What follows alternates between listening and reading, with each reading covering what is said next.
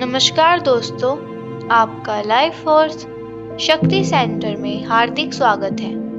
आज हम सभी नोसा सिंबल के बारे में बात कर रहे हैं। उच्चारण नोसा शब्द नोसिस से आता है, जिसका मतलब रहस्यमय और आध्यात्मिक ज्ञान है।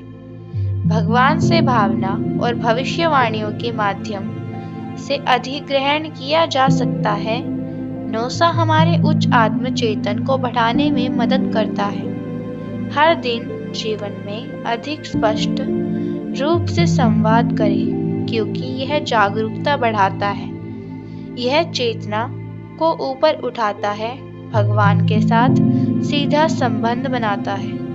हार्ट की तरह नोसा करुणा की रेकी में एक प्राथमिक प्रतीक है।